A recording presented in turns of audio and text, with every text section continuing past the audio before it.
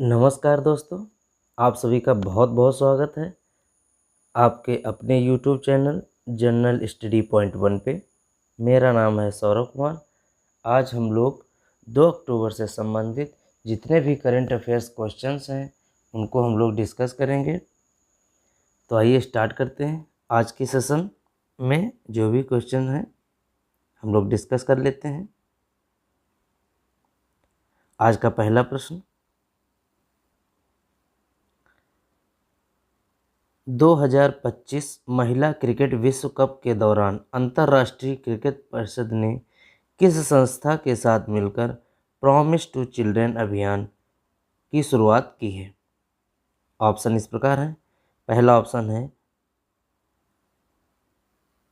WHO, दूसरा option है UNICEF, तीसरा ऑप्शन है यूनेस्को और चौथा ऑप्शन है पाक्सो। तो इसका राइट आंसर है यूनिसेफ। यूनिसेफ ने प्रॉमिस टू चिल्ड्रन अभियान शुरुआत किया है और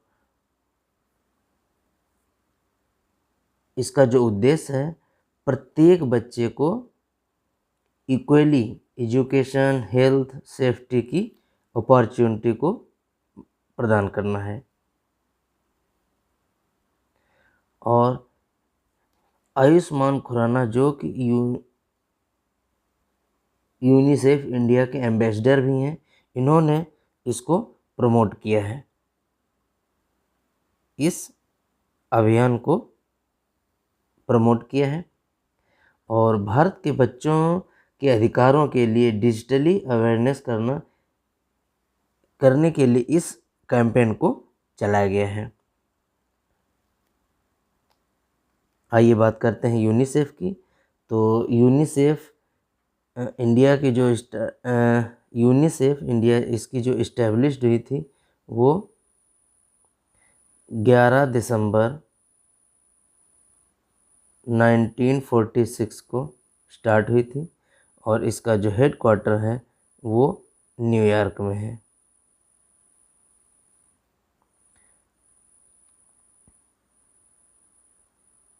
इसका फुल फॉर्म है United Nations International children's emergency fund. United Nations children emergency fund.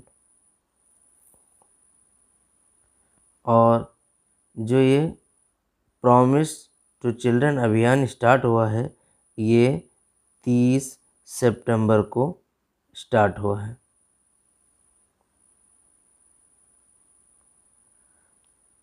बात कर लेते हैं हम लोग, नीचे एक ऑप्शन है पाक्सो जो कि ये भी बच्चों से संबंधित है और ये यौन अपराधों से बच्चों का संरक्षण करने से संबंधित अधिनियम है जो कि 18 वर्ष से कम के बच्चों के लिए है। 18 वर्ष से कम के बच्चों के लिए है।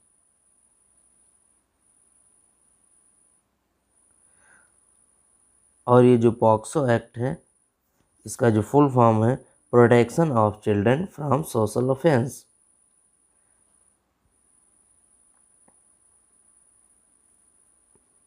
कुछ मेन पॉइंट्स को हम लोग डिस्कस कर लेते हैं। जो 2025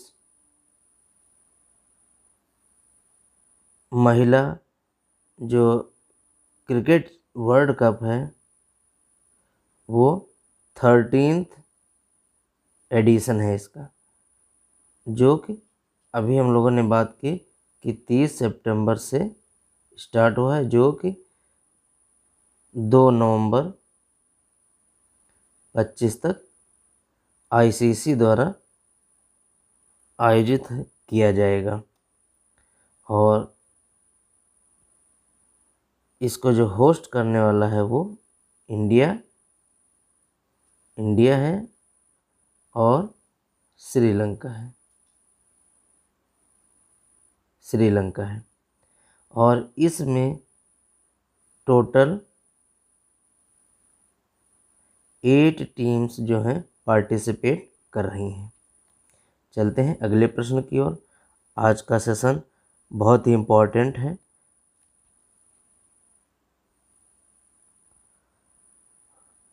2025 वर्ल्ड पैरा आर्चरी चैंपियनशिप में भारत में ने कुल कितने पदक जीते हैं? सॉरी, यहाँ पे ने होगा। ऑप्शन इस प्रकार है। पहला ऑप्शन है 4, दूसरा ऑप्शन है 5, तीसरा ऑप्शन है 6 और चौथा ऑप्शन है 7।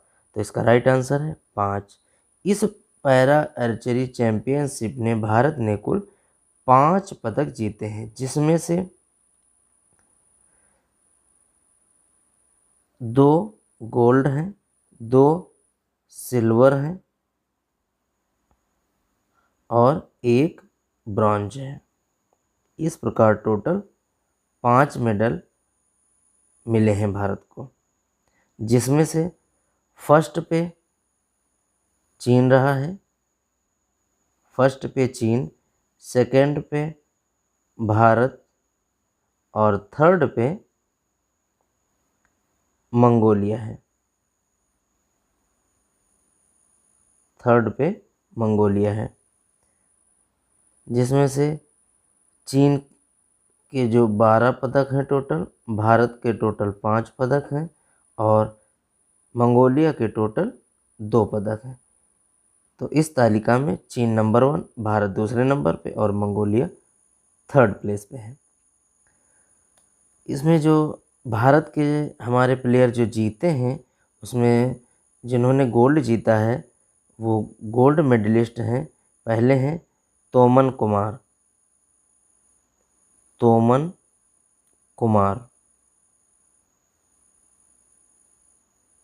ये इन्होंने गोल्ड जीता है और इन्होंने कंपाउंड मेन ओपन में इन्होंने गोल्ड जीता है। कंपाउंड मेन ओपन कैटेगरी में उन्होंने गोल्ड जीता है। और अगली जो प्लेयर हैं वो शीतल देवी हैं, इन्होंने भी गोल्ड जीता है और इन्होंने कंपाउंड वीमेन ओपन में गोल्ड जीता है।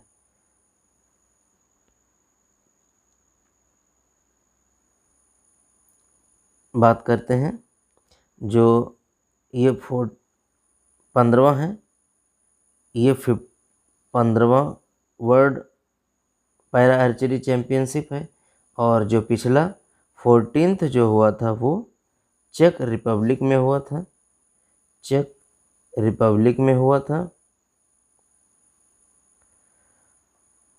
और फर्स्ट की बात करें तो पहली बार 1998 में हुआ था और इसको वर्ल्ड आर्चरी जो है ऑर्गेनाइज करती है, कंट्रोल करती है। वर्ल्ड आर्चरी जो है इसको कंट्रोल करती है, जो कि 4 सितंबर 1931 को इस्टेब्लिश्ड हुई थी और इसके जो टोटल मेंबर हैं वो 159 हैं, यानी 159 हैं। और इसके जो प्रेसिडेंट हैं यूगर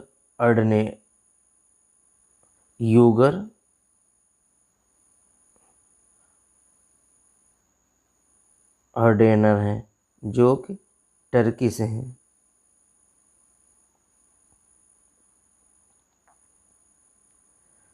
बात करें इसी की पैरा आर्चरी की, तो इसका जो आयोजन स्थल रहा है वो ग्वांगझू साउथ कोरिया रहा है और ये हर 2 वर्ष में ऑर्गेनाइज किया जाता है, हर 2 वर्ष में ऑर्गेनाइज किया जाता है। चलते हैं अगले प्रश्न की ओर। आज का सेशन बहुत ही इम्पोर्टेंट है। हाल ही में किसे इंटरनेशनल एमपी अवार्ड 2025 में सर्वश्रेष्ठ अभिनेता श्रेणी में नामांकित किया गया है? ऑप्शन इस प्रकार है। पहला ऑप्शन है रणवीर सिंह, दूसरा ऑप्शन है दिलजीत दोसांझ, तीसरा ऑप्शन है अक्षय कुमार और चौथा ऑप्शन है अल्लू अर्जुन। तो इसका राइट आंसर है दिलजीत दोसांझ और ये एक पंजाबी एक्टर हैं। इनको इस इंटरनेशनल एम्पी अवार्ड में सर्वश्रेष्ठ अभिनेता के लिए नामांकित किया गया है। चलते हैं अगले प्रश्न की ओर। आज का अगला इम्पोर्टेंट प्रश्न, हाल ही में कहाँ बेस्ट ऑफ इंडिया मेले का आयोजन किया जाएगा? ऑप्शन इस प्रकार है। पहला ऑप्शन है पेरिस, दूसरा ऑप्शन है मॉस्को, तीसरा ऑप्शन है चीन और चौथा ऑप्शन है टोक्यो।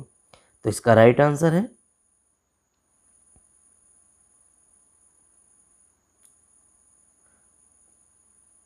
मॉस्को, रूस की राजधानी मॉस्को। इस मॉस्को में केंद्रीय वस्त्र राज्य मंत्री, केंद्रीय वस्त्र राज्य मंत्री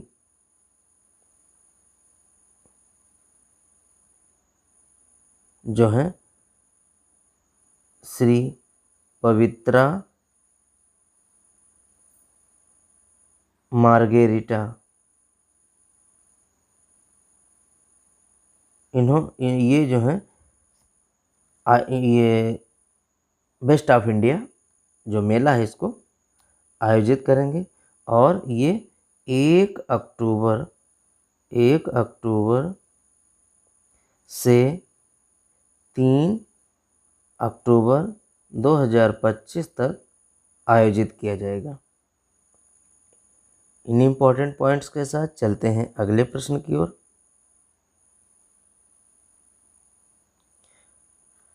हाल ही में भारत के पहले मरीन सिमुलेशन सेंटर का उद्घाटन कहाँ हुआ है? ऑप्शन इस प्रकार है। पहला ऑप्शन है मुंबई, दूसरा ऑप्शन है चेन्नई, तीसरा ऑप्शन है कोच्चि और चौथा ऑप्शन है वाराणसी। तो इसका राइट आंसर है चेन्नई। चेन्नई में पहले मरीन सिमुलेशन सेंटर का हाल ही में उद्घाटन हुआ है, जिसमें केंद्रीय बंदरगाह, जहाजरानी और जल मंत्री जो श्री सर्बानंद सोनोवाल जी हैं, इन्होंने इसका उद्घाटन किया है। केंद्रीय जल मंत्री श्री सर्बानंद सोनोवाल जी के द्वारा इसका उद्घाटन किया गया है। चलते हैं पिछला प्रश्न जो कि पूछा गया था, और वो पिछला प्रश्न था कि क्लच, मेपल और जायू को फीफा विश्व कप 2036 का शुभांकर बनाया गया है। तो इन तीनों में जो जायू है वो किस देश को प्रतिनिधित्व करता है? तो उसका राइट आंसर था मैक्सिको। जो जायू है वो मैक्सिको को रिप्रेजेंट करता है। और बात करें मैपल की, जो मैपल था वो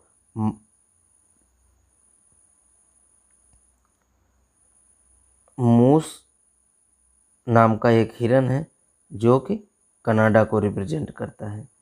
मूस नाम का एक हिरन है जो कि कनाडा को रिप्रेजेंट करता है। बात करें क्लच की, जो क्लच है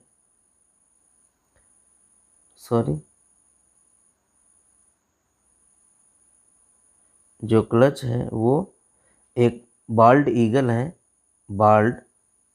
है, उसको रिप्रेजेंट करता है, जो कि यूएस को रिप्रेजेंट करता है। और ये जो फीफा विश्व कप 2026 है, ये इन तीनों जगह पर आयोजित किया जाएगा, कनाडा, मैक्सिको और यूएस में।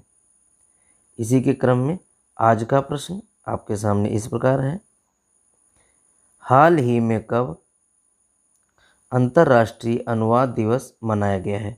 ऑप्शन इस प्रकार है। पहला ऑप्शन है 28 सितंबर, दूसरा ऑप्शन है 29 सितंबर, तीसरा ऑप्शन है 30 सितंबर और चौथा ऑप्शन है 27 सितंबर। आप लोग इस क्वेश्चन का आंसर कमेंट बॉक्स में कमेंट अवश्य करें।